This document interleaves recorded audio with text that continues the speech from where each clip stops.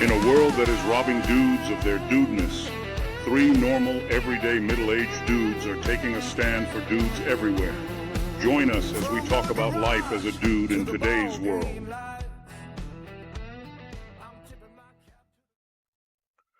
Good morning, good afternoon, and good evening, and welcome to the Dudefinity podcast, the only podcast dedicated to all things dude. My name is Sterling, and joining me as always, recently returning from a ship stranded in the Strait of Hormuz, where after his harrowing experience, he was quoted as saying, "I've never minded being trapped with a bunch of seamen." Jordan. Speechless.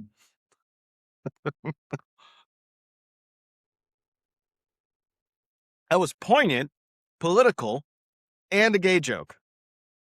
All in one. That takes practice. Are you done? Are you done?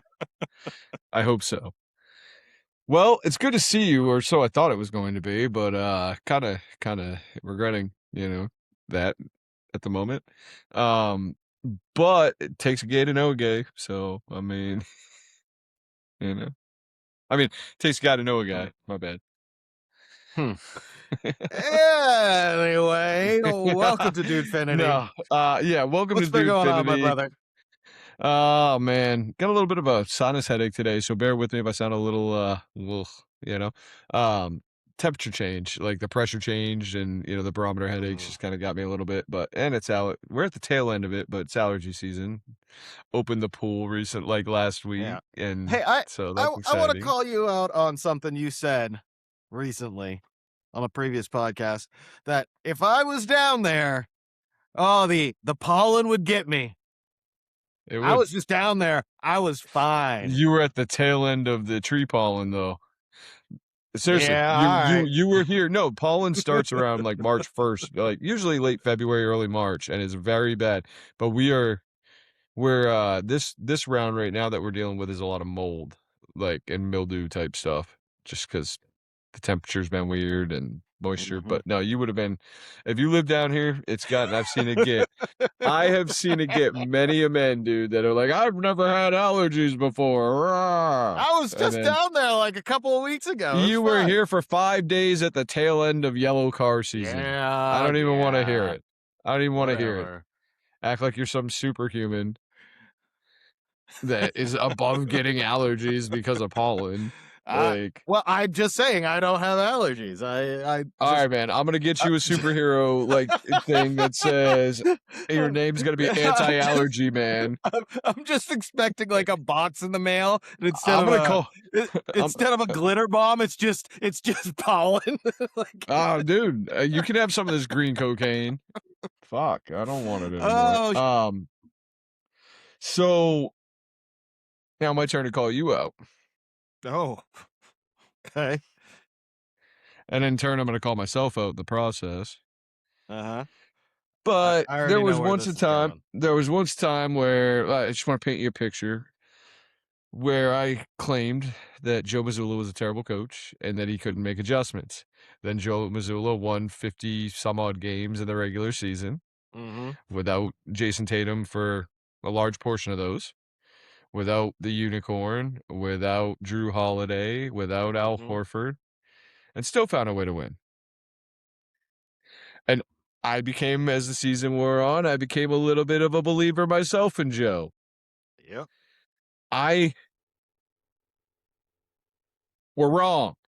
We are wrong. Joe Mazzulla is the worst adjustment coach in game in the NBA. He does not deserve NBA Coach of the Year.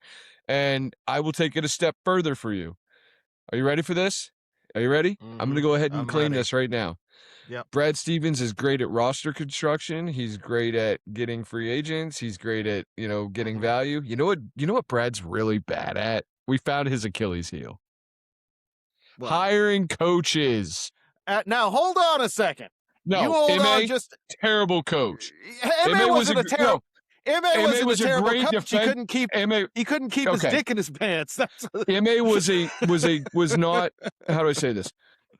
Brad has said for the last couple of years, and I think he's very self-aware that he's a softer coach than an Ime Udoka or Joe Mazzulla. Sure. You know what I mean? And he said he needed somebody that was kind of an in-your-face grind your ass to what he needs. You know what I mean? Yeah, sure. And I got to tell you, man, we don't need that anymore. What you get with Tatum and Brown is what you're going to get from Tatum and Brown at this point. Mm-hmm. They're both teetering 28, whatever you want to say there, 28, 29, right? And Yeah. here's the thing. Here's the thing. What you see is what you get. Yes, there's an extra level. Yes, they know when to turn it on. Yes, Tatum played more efficient. Yes, Brown had a hell of a season. Mm-hmm. All that aside,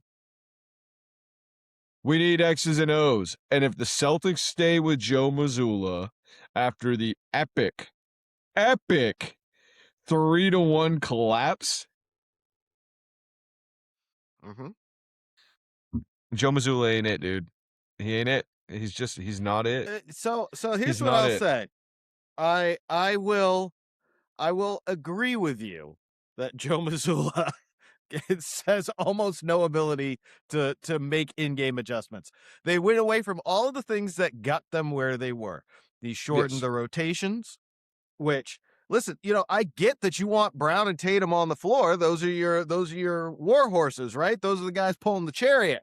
That's what you want out there. But you can't run them ragged so that they're ineffective in the fourth quarter. You can't burn these guys out. And for some reason, Joe just took all of that running that deep bench rotation and tossed it out the window. I don't know if Tom Thibodeau called him and was like, "Hey, you want to not win a championship? Let me show you how to do it." But I will agree with you. I think 32% from 3. And we I live know. by it and die by Die it. by That it. is the Yep. dumbest thing I've ever heard, man. And And that's ultimately what killed them. They went on. he's gotten by on not having to coach. Let's be real. Like, he really No, hasn't had to do much. I don't agree with. I think Joe is a fantastic motivator, and Okay. I think he is when it comes to long-term scheming, I think he's very good at that. I agree with you. I don't think he's an effective in-game adjustment coach. And if we're super honest, and I'll be super honest here, that's what you need in the playoffs. You need somebody who is going to be able to, because the reality is that if the other guy on the other bench is able to make in-game adjustments and make adjustments game to game, you're unless you have just this massive talent gap like they did 2 years ago, where there wasn't Yeah. really anybody in the league who had anywhere near the talent that they did. And on top of that, they got some really, really pleasant breaks throughout the playoffs because of injuries. I don't think you win a title. This is not an Eric Spoelstra who can make those kinds of adjustments. And in fact, I hate to bring it up because it was a hot minute ago, but that's also how you drop 3-0 in an Eastern Conference Finals. So I agree with you. I can admit when I'm wrong, and I think I've been wrong about Joe Mazzulla. I think he's a great motivator of men. He is not a in the moment astute basketball mind. Yeah, no, I would 100% agree with that. Now, problem is, I think when Brad looks around the league and sees who's available for coaching, it's easy to stick with a guy like Mazzulla. If Mike Malone was available right now, I'm not so sure, or Rick Carlisle or Nick Nurse, I'm not so sure that we don't make a different move. I got to be honest with you.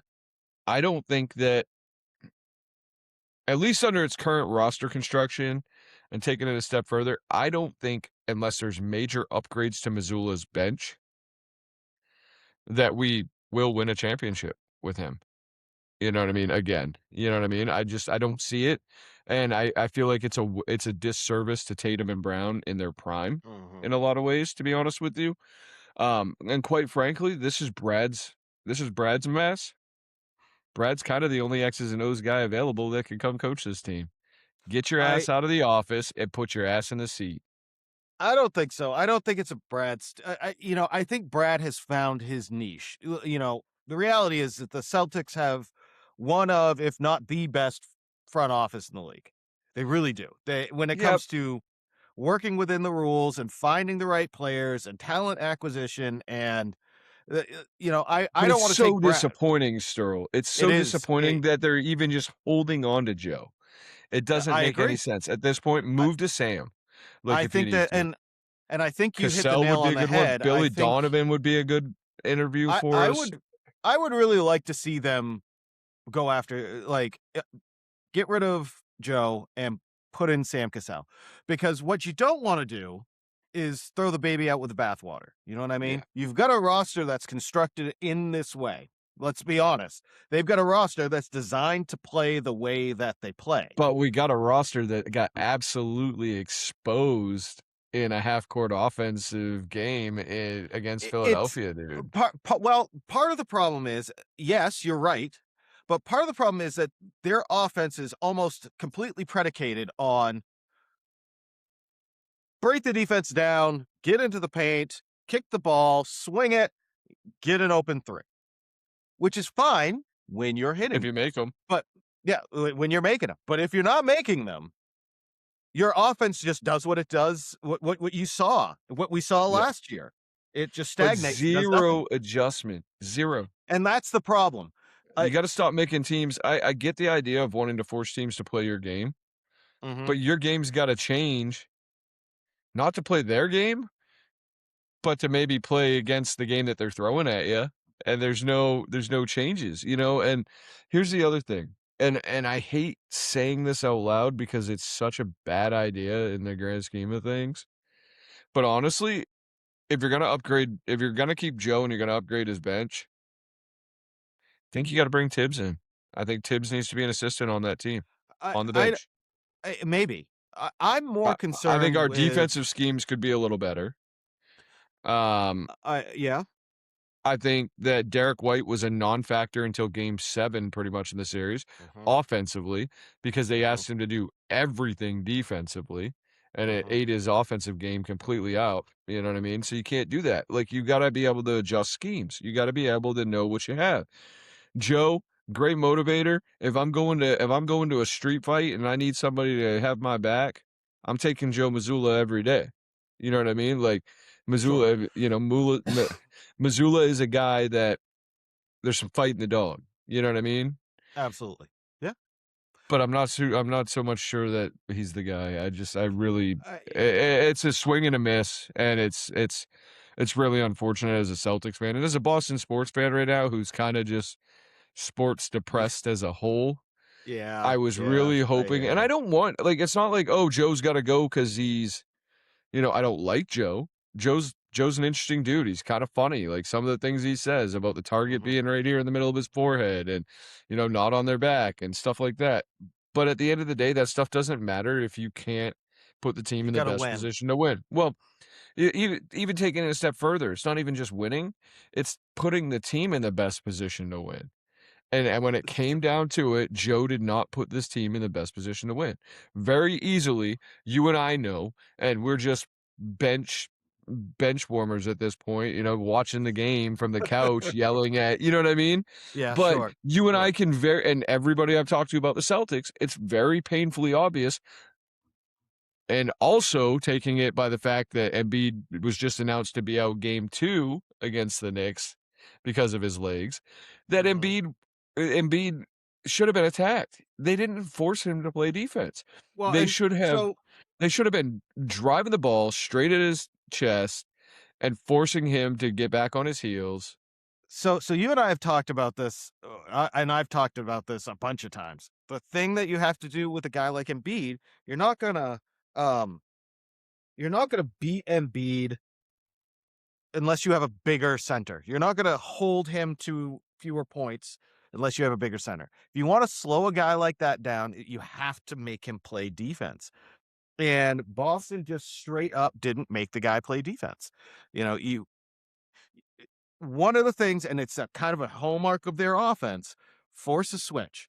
Force a Yeah. switch, pull the big into the mismatch, whether it's big, small, pull them into isolation, break down the defense that way, pass the ball out, swing, swing, open three-pointer. The problem that they were having is Embiid is playing deep drop coverage. So you got one of two things you can do. You either go straight at him, or you pick and pop, or you come off that screen, you shoot a three, Right. which is not what they were doing. And on top of that, I want to see them come off of that high screen and roll, or come off of a Spain screen, and force Embiid into the action by, like you said, driving straight at him and forcing him to play defense, because he's got no legs. But The other thing is Boston, that go ahead.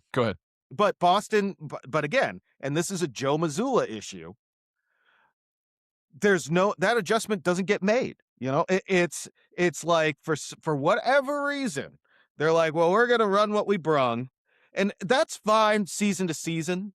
That's fine.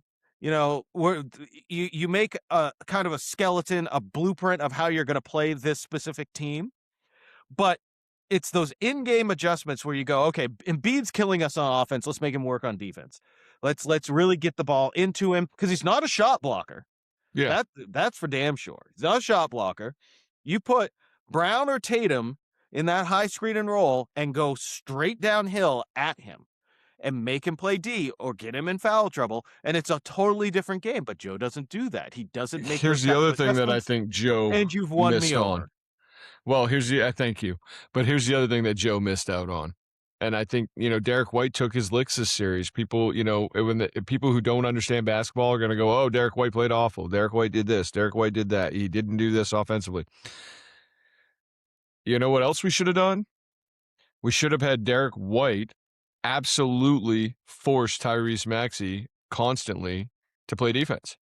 We should have attacked Tyrese Maxey to the point that he was having to exert some energy on the offensive or on the defensive end.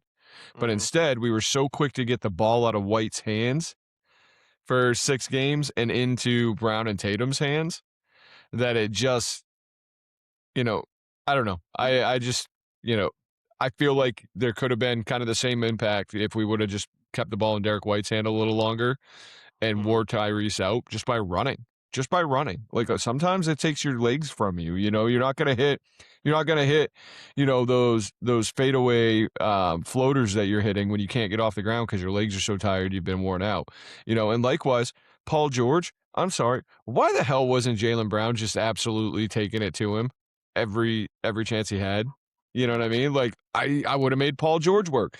If you would have told me that Paul George and Joel Embiid made the Celtics look bad, and really they didn't make the Boston Celtics look bad, they made Joe Mazzulla look bad. They exposed Mazzulla in a way that there's just some glaring holes there, man, and we're in a title window, and I'm not worried about Tatum's long-term health in any stretch now. No. He showed me enough, and he was more efficient. He was in my opinion, JT was a better version of what he could be when he came back from injury. So here's what I'll say to what you're saying right now. I think this is you actually are more cool about this than I was expecting you to be. You're actually, it pisses me off. I'm just being kind of calm. Yeah, I am less cool about it. I think you have, if you would like to see a Celtics dynasty for what again, so harken back to the 80s with Bird and McHale. This team's not capable of it. I disagree. I think this team is absolutely capable. No, and its current roster construction, it's not. No, well, what I'm saying, listen, I'm not expecting them to do nothing this offseason. The reality is that they're well under the salary cap. They have a lot of flexibility. They've got few guys who are unrestricted free agents, a couple of guys who are restricted. But personnel isn't going to fix it. Well, what I was about to say, if you let me finish. Personnel is not going to fix it. No, but what I'm saying is that your window is closing. It's not closing, but it's in view now, right? You got Brown and Tatum were both just under 30. So you've got 4 years of their athletic peak left before they start trending down. Especially Jaylen Brown, because so much of his game is predicated on his athleticism. Although he's got that turnaround jump shot is going to serve him well later on in life. Anyways, I think you got to strike while the iron's hot. And I think to do that and to do it effectively, you have to move on from Joe. I think you've got the best chance that you've ever had that we've had in a long time with these two players, and especially with a more with a now higher basketball IQ, more effective Jalen Brown. I think you have to strike while the iron's hot. I think you got to get rid of Joe. I think you got to put somebody else in a position to fill that role, who can make those kinds of playoff adjustments. Because let's be honest, not you and I both know the regular season doesn't really Part of matter. it feels like Brad to me looked around at the landscape and was like, "Yeah, there's nobody any better than Joe right now out there available." Well, we're yet to see what Brad will do. I think There's still well, time. no, I mean, the reports are coming out today that the Celtics were fully intent on keeping Joe Mazzulla now, and they've made the decision to keep him, and I'm like, "Wow. Wow." I don't think it's a good I move. don't think it's a good move at all. I mean, I'd rather see us roll the dice on a Billy Donovan or a Bill Self if we're not trusting of Cassell. You know what I mean? I I just I don't understand why we won't give it to Cassell at this point. It I doesn't think make sense. I agree. That's the thing to do is to give it to Cassell because, like I say, you don't want to blow this whole thing up. You don't want these guys that you want some of what helped them is continuity. Well, So and build a good bench, like build a good coaching bench too. Like, mm, we really screwed the pooch when we hired Joe Mazzulla over Charles Lee, in my opinion. Charles Lee, you're not gonna I mean, he was an X's and O's and a motivator. You know what I mean? And now all of a sudden you look at Charlotte and coincidentally, they're on the rise. They're probably a year or two away from being a top 4 seed in the East. I doubt highly because you're here's the thing, man. I don't doubt his coaching Now all of a ability. sudden though, they're gonna be hunting every trade they can to improve. And they have tradable assets. What they should be doing is trading Lonzo Ball because Well, that'd be that hard to trade Lonzo. well, here's the thing, man. For Lonzo doesn't every play bit, for him, so it's really hard to trade I a guy mean, who doesn't play for him. Lamelo, whatever, Carmelo. Carmelo, Lamelo, Lemoncello, whatever that 20-something-year-old man child, Who played whatever really his well down the name stretch, is. and him and Concanoopul lit it up. Yeah, no, Yeah, honestly, I well, think they where need to are they trade. I right think that now? I think they need to They, trade Bridges. I I think think he gives that them a listen, return. unless Lamelo Ball is able to become an adult. Yeah. This is this is the issue that they're going to have. They're never you're only going to go as far as your best player, and if that is your best player and that's your leader, you're in big trouble. But he's also been praised for way he stepped up this past season. He stepped up in some ways, not the ways I want to see. He's a good player. Listen, I'm not going to take anything away from the guy's talent, but he's 1 to 2 steps removed from Ja Morant. Yeah, yeah. You know what I mean? When it comes I to a think maturity level. well, I mean, yes and no. I don't fully agree with the jaw reference, but I see what you're saying. Why? Listen to him in any. Listen to this man talk. And I use the term loosely in an interview. Look at some of the things that he's done trying to tackle people. Like that, he's like I say. Maybe he matures. It's possible, but I doubt it. I also, I know you think that the Celtics are going to go after Giannis. I understand why people think we I should hope go not. after Giannis. I don't. I I hope think not. that trading Jalen Brown for Giannis at this point would be the worst mistake. It's not. It doesn't sound. Just so you know, it doesn't sound like that's what the cards on the table are. I It's saw Jalen Brown in a first round draft and 2 first round draft picks for Giannis which would be yesterday. stupid. That's Yeah, a no, lateral move. I don't think But it's a good one. I would rather us get a true third wheel and not like a true third scorer like that is Mhm, consistent and impactful than go out and get somebody that is gonna kind of snuff out Tatum and Brown when he does play. mhm. You know what I mean? Or Tatum or Brown. I like the idea of us going after Aaron Gordon a Gordon. lot right Yep. now. I So do. do I. Championship pedigree. The other guy that could very well become available quickly because the Nets are the Nets and they like to trade everybody away and who's any good is I'm not opposed to going after Michael Porter Jr. Yep. with this team. I think his shooting would be good for it. I also think that one of the things that's missing from our bench, and I know you'll say, well, yeah, they're veterans now. They've been in the league 6 years. We need a true, like, old school adult veteran, off that bench. And I'll tell you a guy that I think's going to shake out, and he's not going to impact the game from a standpoint of what he does on the court, but we missed Al last year, this past season. We did. We missed Sure. that, like, bring the guys together, kind of rally the troops on the court. I know you're going to think I'm nuts when I say this, but I would like to see Klay Thompson come off our bench. I would love to see Klay, who, I All mean, right. dude, he's won championships. I don't want him off I'm our not bench saying that 20 minutes a night. I'm I'm not saying saying 10 anything or bad about I'm it. saying 10 to 15 minutes a night, but Klay knows what it takes to win. Klay knows what it takes to have a dynasty. Klay was around the dynasty talk. You know what I mean? Like, we Sure. need a true hell, if Steve Kerr would retire, maybe we'd even have a shot at Stephen. I don't think so, but I mean, I Well, it want us to sounds have like Steph somebody Curry who would knows like how to to. win over and over again. Yeah, it sounds like Steph Curry would be more inclined to go play in Charlotte, possibly. But Yeah. anyways, But do you see what I mean about, like, a guy like Klay? He's been on championship roster. He's somebody that it you depends don't on how the need money much works from out. him. Yeah, Yeah, I would yeah, it imagine just maybe depends on 5 how the mil money to works 8 out. mil a year, like, Yeah, veteran-wise at this point. Klay's not chasing any money, you know what I mean? And yeah. Like he I'm wants to not chase opposed impact. to it. I'm not opposed to it. I I just it also depends on how the money works out. If the money works pipe out, then you dream, can make but that happen. But if they keep winning, it's definitely gonna be an even further pipe dream. I gotta say, man, Rudy Gobert would have helped this team big time. I think they're gonna keep winning. I We'll think so see. too. I think they might actually be a force out there right now. They've Mm. got guys stepping up all over the court for them in Timberwolf land. But I So mean, not to yeah, go ahead. you got something deep you want to say? Yeah, Brad, what the are you doing? Fire Joe, fire Joe, fire Joe. Joe and his bros gotta go. Um, so not to bring a damper on it, uh, but have you seen all of the what's going on in Texas with this murder of this 7-year-old Athena Strand? Have you seen anything about that? Yeah. Yeah.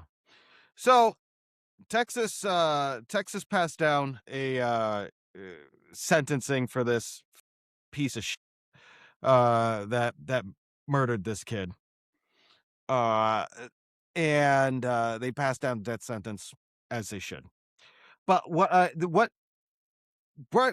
reason I bring this up is I read 2 articles, and I just want to read a little bit of each one to you, and then I'm going to ask you a question. All right. So the first one is it talks about Horner 34 trial. He pled guilty to kidnapping and killing of this poor girl. And the explanation uh the explanation in this article was that Horner has said that he struck the girl with his van and strangled her in a panic. Wise County District Attorney James Stainton said Horner killed the girl and called his explanation lies. And it talks about some closing arguments, and then obviously our heart goes out to the parents, but that's kind of the extent of the explanation. So just says FedEx driver kills 7-year-old girl. That's the explanation for what happened. Okay. There's another article that says, and I'm gonna, if you're sensitive to this kind of stuff, just be aware. So jurors found that there was probability that Horner would commit criminal violence and be a continued threat to society, which is explaining why they chose the death penalty. Prosecutors told jurors in the opening statement that it was lies upon lies when he said that he accidentally struck Athena with his van while making deliveries. And then the jury was shown video and heard audio from inside the van after Athena was taken. He could be seen lifting her into the van and then driving away, telling her not to scream or he'd hurt her. And Horner then covered the camera, but was unaware that the audio would continue recording. And Horner asked Athena questions, including how old she was, where she went to school, and before stopping the van and telling her that they were going to hang out, Horner begins to tell the girl to take off her shirt and she begins crying. And I won't continue the rest of what said in the recording, but it lasts over an hour, and Athena can be heard screaming at one point as he tells her, "If you don't shut up, I will hurt you." Um, so obviously, you can see that the explanation of what this piece of did is different in two different articles written on the same day, posted with it from two news outlets on the within hours of each other. One Welcome simply to says America.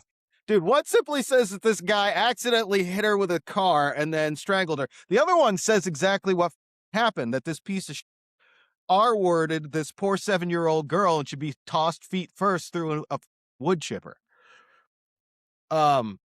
And man, I just read that and it just pissed me right the off. It's Well, it's like, like this, right? I'll That's bet your you question. money. No, this is my question. Can you guess where each of these articles came from? One probably came from Fox, Yep. and one probably came from like MSNBC or CNN or Oh my God. Washpo. You hit it on the head. Fox and NBC.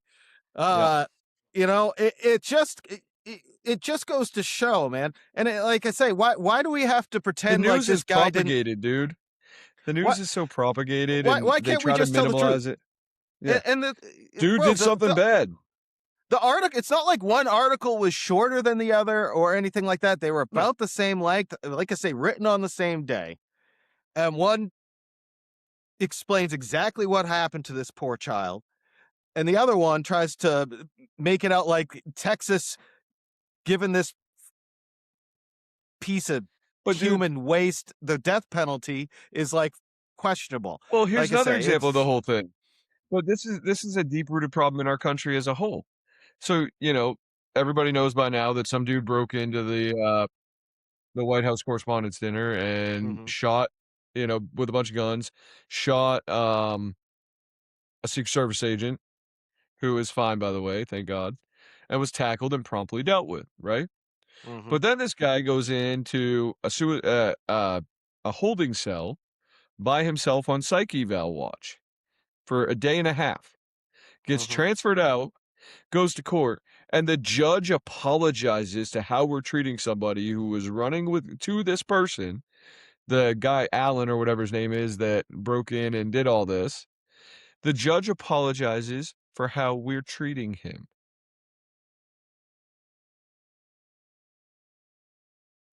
His intent was to kill people. yeah, He was loaded to the gills. And the judge has the balls to apologize to him. You know what my favorite thing, so speaking of death penalty, going backwards for a second, you know what my favorite thing that's come out of the Trump DOJ? hmm, Death by firing squad is back on the table as an option for death penalty. I am a huge fan of that. We don't have to house them. It costs us, I can tell you right now, it'll cost us $1 versus costing us peanut barbital and all these other things. I don't know, man. I'm so dumbfounded with what has happened with our how much so the judicial branch has become a political arm mm, of it's just insane. But it's both sides. yeah, Don't get me wrong. It's both sides. But the common sense side versus the sickness side, you know what I tend to see is a liberal judge coming out and apologizing to somebody who would have done mass casualties if given the chance. hmm. You know, Yeah. likewise, I've got pretty mixed feelings about the death penalty in general. Like, I don't. There's once all your appeals are exhausted and it's beyond a shadow of a doubt that you've done something, like I think that yeah, we shouldn't pay for it. But I don't think appeals should take 30 years either. I don't think well, somebody and should be that's on death part of row the for 25 years before they appeal something yeah, and look for a stay of and execution. I don't get that. yeah, I don't know. There's been plenty of cases where people get tossed in, but because again, it is human nature. So Yeah. you look at You look at, one of your favorite human beings, Kamala Harris. I know you're a big fan. Dude, I have She her made poster on my wall. her career by getting people sentenced to long prison sentences and lifetime sentences for that evidence said they didn't do, but she ignored, and so just so she could win. Again, so it's not about necessarily about everything has two facets. Yeah, she probably did want to put away bad guys, but at what cost? How many innocent people do you put in jail just so you I hear you. can keep your record up? But Like I say, if I see you on video and you go Mhm. up and you shoot 3 people and it's very clear that you did it, and it's beyond a shadow of a doubt, you Well, are not and innocent. that's not necessarily what I'm talking about. Like I say, I I don't don't think we disagree should with the house death you. I think penalty. it should be, see ya, you're gonna die Yeah. on Tuesday. I don't disagree with the death penalty necessarily. It depends on the severity of the crime. Yeah. But on the But flip you side of damn that, sure can't, if you're sitting on the bench in a courtroom, you are supposed to be unbiased, and you're showing your I'm biases so by, sorry "Hey, I'm that you're so here. sorry you tried to kill people, and yeah, like, But whatever, and it's man. those It's same just judges that let these repeat offenders out over and over we've again, and got an then they issue up in the ante every time. Northern Virginia right now, there's a big issue where this judge has just let people out over and over and over again, or Mhm. this guy out over and over and over again, and guess what? Would you believe that he went out and committed a horrific crime? Who'd have thought? Who would have thought? Mm, Like we mm-mm-mm. talk about things like the social contract. When you agree to be a member of a society, there's you sign this unspoken social contract that you'll obey the rules of the society. Well, you never agreed to be a member of our society because you never took the citizenship test for like 90% of these friggin' people that are being let out. Yeah, like I say, Anyway, I'm more pissed about that than I am Joe Missoula because it's stupid. well, I agree. And so the other thing I wanted to tell you about, you haven't seen this. I almost sent you a picture the other day, but I was in heavy traffic, so I really couldn't. So where I live, I live in a town next to a smaller town next to a big town, I guess. It's not a big city by any means, as you know, Sure. but it's a big town. You live Uh in Narnia. in Narnia. I go through the wardrobe. Anyways, so I'm on my way home from work and I drive by the public library. And I shit you not, my friend, there are just mountains of homeless people, tents on the sidewalks, tents in this park that's next to this library. And when I say next to, I mean abutted to. And I'm just thinking to myself, if I paid taxes in this town, I work in this town. I don't pay taxes there because I was smart enough to get the out of there. But my tax dollars are going to pay for this library, and you've got a bunch of drug addicted homeless people camping out here. This town, man, it was like, you know who needs to be treated with better respect? The homeless population. We should really invest. What we All should those do is people who think it's a great idea, you know what they should do? hold They on. should move them in. They should move them You into pro- their place. you probably haven't heard this one. So they're like, they need better respect. What we're gonna do is we're gonna build a public bathrooms specifically for the homeless people. They're We're not gonna- homeless, buddy. They're unhoused. you mean citizens without walls? That's Yeah. another one. Yeah. So they built these Or bathrooms. transient people. Oh, for sake. So they build these bathrooms, right? And I bet you can't guess what happens. Someone ODs in it like once a week. Oh, well, yeah. I mean, that's obvious. That's not even worth asking about. But they destroy them. They're just like, I know there's a toilet right there, but I'm gonna on the wall. You I know, don't have to clean it. this is my point, man. There is such a thing So wait. as Your suicidal public library altruism. bathroom has become San Francisco? Well, not the bathroom. It's two different things. Like No, but I'm just saying, like San Francisco, people it, are. It's it insane. took I got to months, and tell they you though, finally got them out of there. But it's like, if I want to and bring my kid to the library for like children's book circle, I'm not carting them past, you know, homeless tents and a bunch of people shooting up. yeah, you're Well, basically on like, Skid Row at that point. Like, what are you doing? not too different. There was so the a police officer friend of mine, we were talking, and he was telling me that he had a buddy of his that came here from who lives in Los Angeles. So he's a cop in Los Angeles. And he said that our town's homeless population and their visibleness, uh the only other place he's ever seen it that bad and that visible and that obvious is in Los Angeles. I'm just saying, I'll tell man. you something, dude. So here's Waste the of thing. money. I'm gonna say something because and maybe it's just lost on me, but you live in a very northeastern climate. Yes, You have winter for 4.5 months a year. sure do. You have cold and rain for 2 months a year. Mm-hmm. And then for 6 months a year, you might have weather that's worthy about sleeping outside. Sure. Okay. Let me ask you a question. Mm-hmm. If you were unhoused, would you choose to live in the Northeast, or would you find a way very quickly to hop a train to southern climate or to California where they're just letting, everybody move in anyway? Like, I got to tell you, man, it's very because what's going to end up happening is these people that as the population grows in the unhoused community in your town, and let's just say your state, they're going to put a strain on your medical system because Already you're going do. to see things like frostbite, you're going to see things like cold, you're going to, colds and pneumonia and just all these things, dude, because I'm just dumbfounded anyway. So In so other one of the news, hold on, that state, one of the oh yeah, reasons. So one yeah, of the reasons is that I live in a blue state, and it hmm is very easy to get on Medicaid here. And so lots of other states ship their homeless troublemakers right to this state.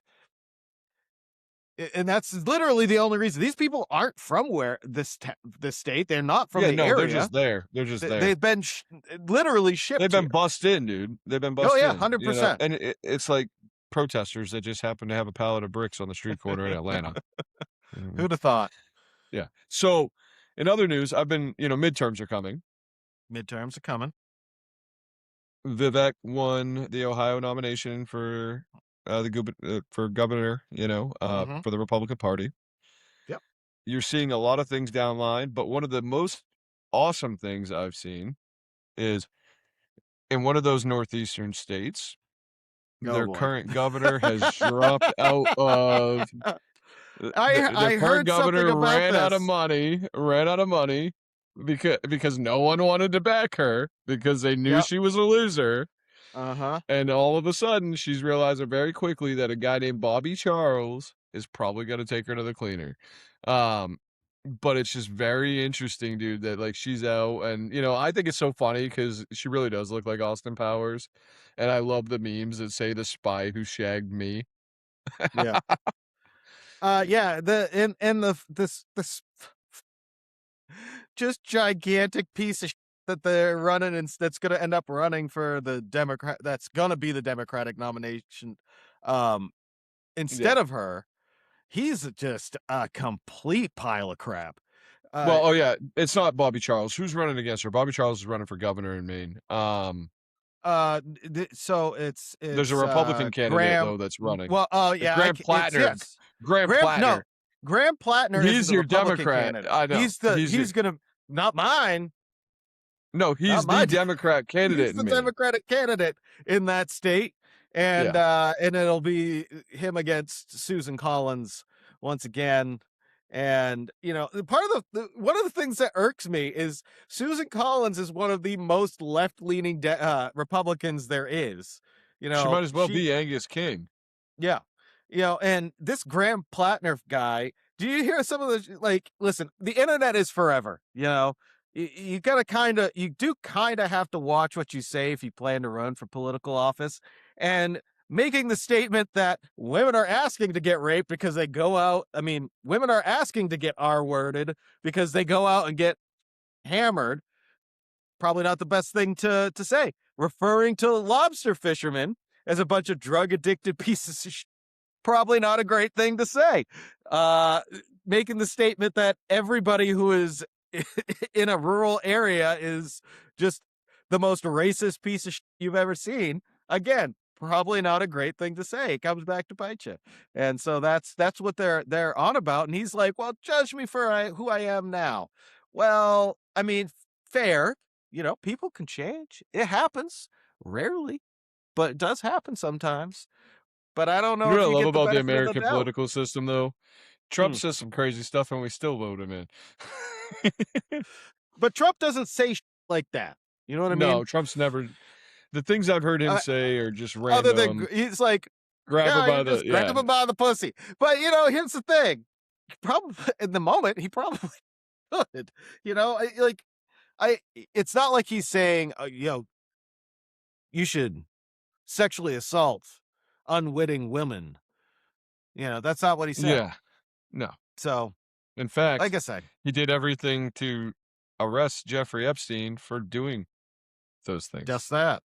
You know, Yeah. like So, I don't know, people man. I want just to. think it's great that, there's somebody that is going to, I mean, Graham Plattner's not great, but neither is, Janet Mills, and I'm really glad her political career is over. Oh, dude, She's she's just absolutely horrible. the But in worst. another turn of events, one of the most liberal states in the US, so in debt, You're gonna have to is narrow it probably down. got is, well, just hang on, is probably gonna flip from Gavin Newsom to the Republican Party. Oh Kinda yeah, yeah. wild, kinda Hmm. wild. Huh, it's almost like people that live in those states vote that way for a long period of time because they're ideological, like, whores, and they think like, "Oh, the ideology of helping everybody is good," but when they realize it's not really practical at the level that, Newsom was trying to do it, all of a sudden, it's like, "Oh, common sense. Huh, there you are." Like I say, we've talked about this a million times. I got no problem with social programs, right? No. That they're there for a reason. Hand-ups, But not handouts. exactly when you sign that, when you Disability, decide to be a though, I part, think should be something that everybody has an option to get if there's a problem. 100%. If you are genuinely disabled, that it's our moral responsibility to make sure that you have what you need to live. But So would your 3rd testicle be a disability based on your standards? no, it's on my back, so it's fine. Cool. Oh, is that thing that we Just don't. flipped one t Alright, so there is something that I wanna catch before we wrap. Just kinda curious, because I have family members who are potentially going to be impacted by this in a big way. Hmm. I think our relations with Europe are deteriorating very quickly, in terms of a reliance. I think our commitment to, "Oh, let's help you in your worst times," is kinda, Mm. there's a wall being built slowly there a little bit. Trump's winding down 5,000 troops out of Ramstein, Yep. basically, From with the 20 idea to of taking 15. more, and it sounds like even more could potentially come. Hmm.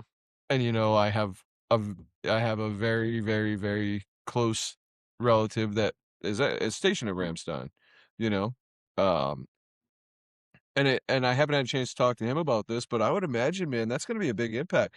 But I heard something interesting that the reason why we're looking as we dwindle down Ramstein a little bit, and as we dwindle down, like, Naples a little bit, Hmm.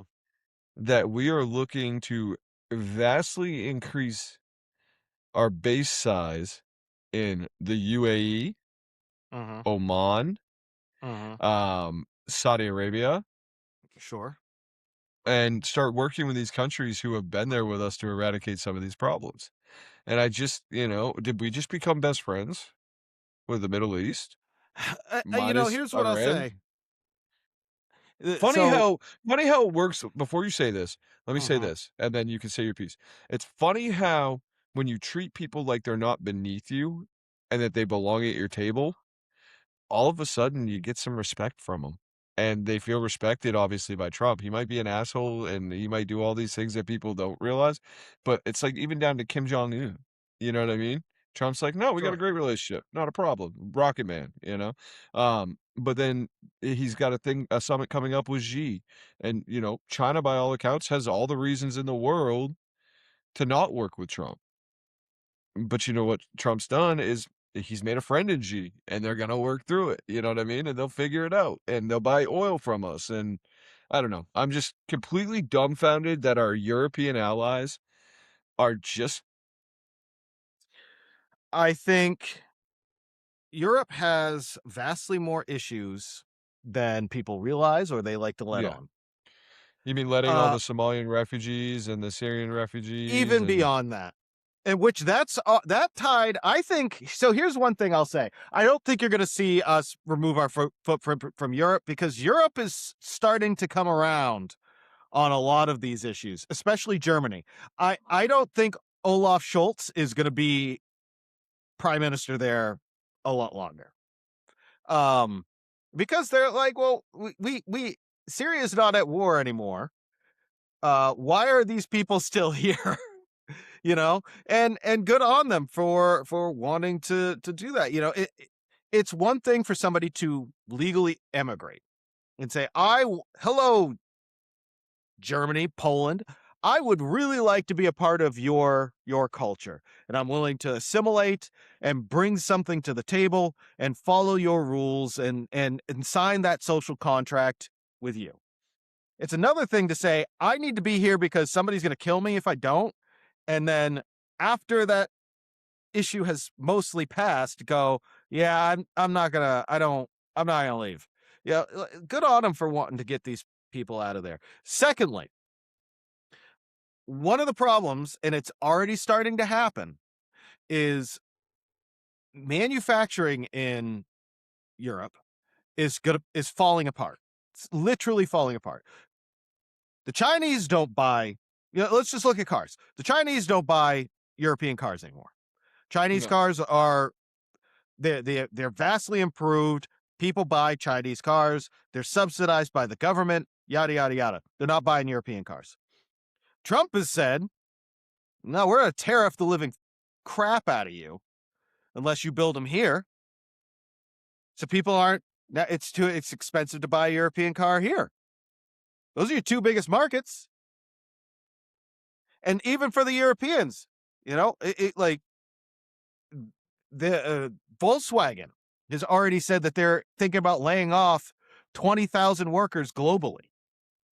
Europe's in trouble. They may not realize it yet, and hopefully they can right the ship.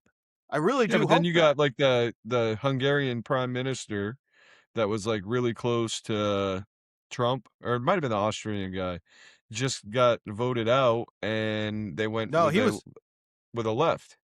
well. With that one, it was the issue that guy was in bed with Putin, and this But he guy also is loved Trump. well. I feel like not being in bed with Putin and developing a relationship with Trump is probably a better option than sticking with the guy who loves Vladimir Putin and Trump. So that's my opinion. But I don't think we'll lose our footprint in Europe. I don't think it's going to I don't think we're happen. gonna lose it, but we're gonna dial it down a little bit, and we're gonna It's make them become a little possible. bit more self-reliant on themselves. I mean, Well, and the if UN, they dude, the UN, what a joke. The United Nations just became like such a joke to me. I was a big fan of the UN. I thought we needed something like that for a long time. But then Mhm. they go in the middle of a conflict where we're trying to de-arm nuclear or prevent Iran from getting nuclear weaponry. All of a sudden they're made the co-chair or vice counsel, whatever you want to call it, of a committee of the nuclear committee at the United Nations. Yeah, it seems a bit sus. I agree with you on that one. Like I don't blame Trump for going, no, fuck y'all, I'm out. I'm out. I don't want to be a part of this, and we're not going to do it anymore. You're going to play in our. I just think there's a global reshaping happening right now. There Like is. I think there's a major global reshaping, right down to even um, Russia is getting ready. I don't know if you saw this, but they're talking that they're going to deal in U.S. dollar for oil. That's it. Like they're literally going to start using the U.S. dollar for oil. They're gonna, Well, and you're seeing they more and more have countries almost start no to. well, they have almost no choice because the ruble is so worthless I that mean, they're I gonna hear you, have but to. my point is there, you know, Russia's going to buy oil from us or buy through a country that buys it from us and then goes to there. You know what I mean? It goes that way. China's going to buy oil from us by the time it's all said and done. I mean, Mhm. we've basically taken the crank, took out the middle, which is Iran, and now all of a sudden the crank's going to fall apart if they don't become reliant on us for oil. You know what I mean? And relying on Venezuela shipping to them, but with our control. You know what I mean? I just think this global reshaping, everybody's so up in arms and everything else. Trump's Trump has been so gung ho about the 250th anniversary of the United States on July Mhm. 4th, right? Like that. I mean, we've heard about it since even before he became president. It was we're gonna have the greatest celebration ever in the history of our country. We'll have a military parade. It's gonna be huge. You know, all that, whatever. Okay, we're gonna have UFC on the White House lawn. Dana White, great guy, good friend. Um, you know, but he's been so excited about this. I tend to think that it's a drop date for him. I do. I tend to think that I think gas is probably going to be $2.50 by the 250th anniversary. I think that's coming Maybe. down quickly. No, I think it's coming down a lot quicker than you think. I do think it's I don't know if it's I gonna get think down to it's 250, peaked but and I I think think it's it's coming gonna down. start working down the other way. I think it's going to come Especially down with quickly. because it sounds like we've got We have something in everything. the works. Well, we Yeah. sounds like we've got something in the works with Iran over the Strait of Hormuz, Yeah, but where then we just shot one of their ships that was trying to run the blockade, so who knows. well, Um, shit but happens. guess what we just did? We also moved our destroyer into the into the further into the strait, which tells me we're getting ready to open it whether Iran wants it open or not. So I there's mean, that. it is at the moment. My understanding is that Iran has a kind of agreed to cut the and we've kind of agreed to cut the and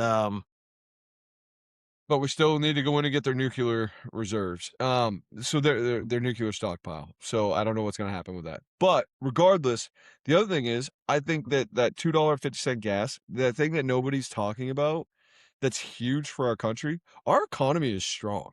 Our economy is so strong. Our job reports are good. Our earning reports are great.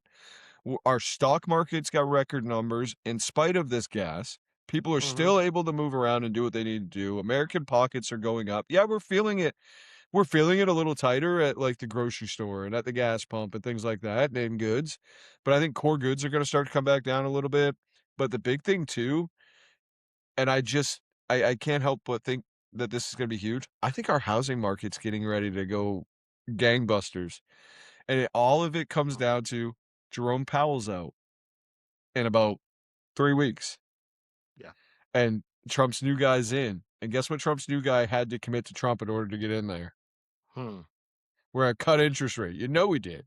And one of the first things we're gonna do is cut rates at the Fed. We will. And I think Trump knows it's gonna come down. I think gas prices will refocus. I think America is gonna be at the forefront of energy supply for the world. I think China's still going to be a great economy and run off of what they, but a lot of stuff is going to run through America. We're not going to, we're done. We're done. Even down to who travels with Trump at things. You know who it was with him at the correspondence dinner? Hmm. The Nvidia CEO, AMD CEO, So I AI don't know if you saw CEOs. this. It's all about this sovereign wealth fund and being able to pay for social programs without taxpayer dollars, dude, and it's coming. I'm telling you, I don't know if you I'm saw gonna this. okay, but hold on before you say it. Okay. I'm gonna take my tin hat on, or I'm gonna take my tin hat out. I'm gonna put it on. There's going to be a basic universal income Oh, that Trump okay. establishes not paid for by taxpayer dollars. It's Mm-hmm. been in the playbook for a while. It's going to be paid for with oil and investment, and we're still going to bring our debt down. Okay. You know how I you don't know get if I rich? will. You make friends with rich countries. You know who rich countries are?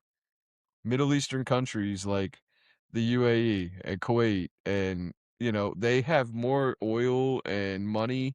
I mean, do they have the social programs that we have and things like that? Probably not, most likely not. And they don't have the sheer size we have either as a country.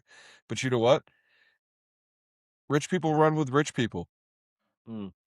I don't know. I just tend I to think don't. basic universal income for people that make under $25,000 a year in this country, they will get supplemented to at least bring their household income up to 50. Watch what I tell you. Okay. I don't. We'll see. I don't know if you saw this, but the U.S. Geological Survey just found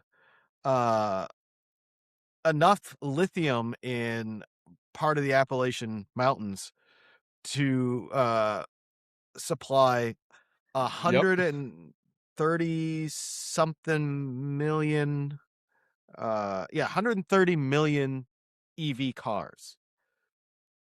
That's the amount of lithium they found there.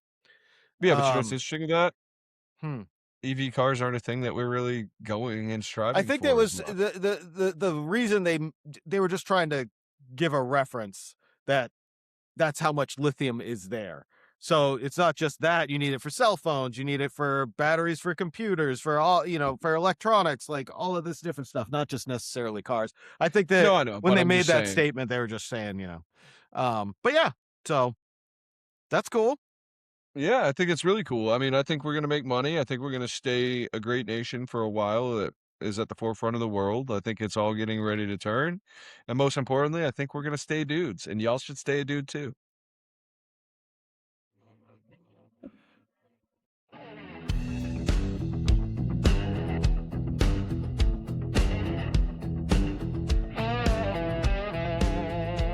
I'm the king of my driveway, mowing lines so straight. Got a toolbox full of glory, and a mortgage by the plate.